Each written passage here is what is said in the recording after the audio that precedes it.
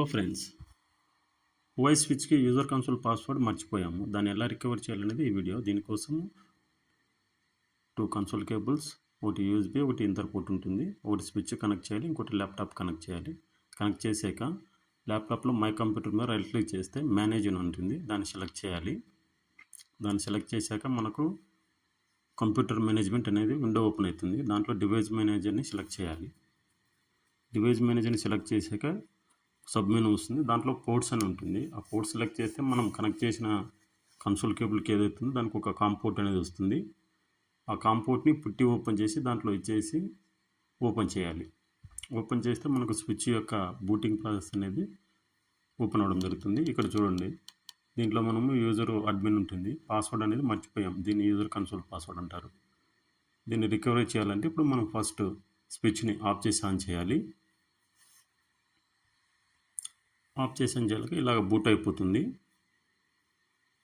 Boot అవుతున్నప్పుడు మధ్యలో మనకు బూట్ మెనూ లాగిన్ అనేది వస్తుంది. అలా బూట్ మెనూ లాగిన్లోకి వెళ్ళాలంటే మనము కంట్రోల్ B కానీ కంట్రోల్ E కానీ అట్ టైం ప్రెస్ చేయాలి ఫ్రెండ్స్.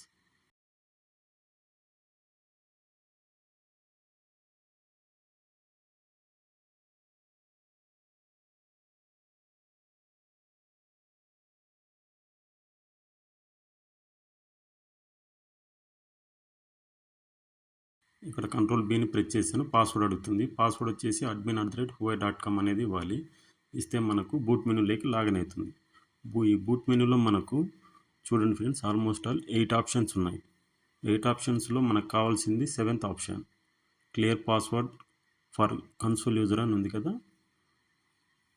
మనం మర్చిపోయింది కన్సోల్ పాస్వర్డ్ కాబట్టి దాని పాస్వర్డ్ అనేది క్లియర్ చేయాలి. కాబట్టి మనం ఇక్కడ ఎంటర్ యువర్ చాయిస్ అన్న దగ్గర 7 నెంబర్ని నొక్కాలి. ఎంటర్ కొట్టాక మనకి ఇక్కడ clear password for console user అనేది అడుగుతుంది. ఎస్ ఆర్ నో అని అడుగుతుంది. వై కొట్టేసి ఎంటర్ కొట్టాలి.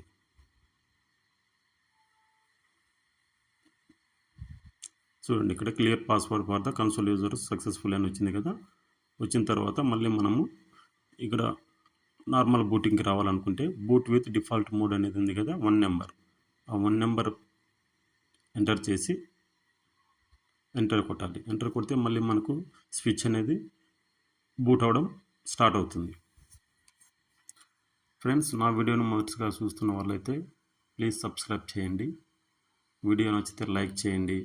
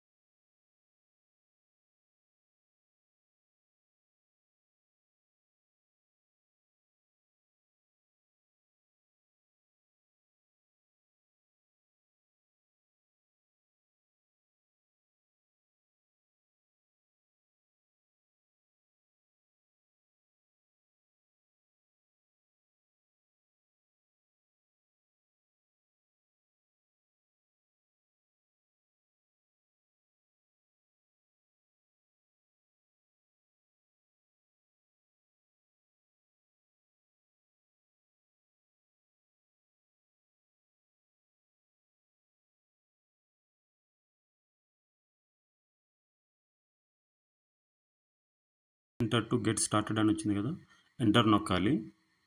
నేను ఇక్కడ ఎంటర్ నొక్కుతున్నాను చూడండి. ఎంటర్ నొక్కినప్పుడు లాస్ట్ టైం మనకి యూజర్ నేమ్ అనేది అడిగింది. ఇక్కడ మనం క్లియర్ పాస్వర్డ్ చేసాం కాబట్టి ఎంటర్ నొక్కితే మీకు డైరెక్ట్గా స్విచ్ లాగిన్కి లాగిన్ అయిపోతుంది. చూసారా, ఇక్కడ హువాయి అని వచ్చేసింది.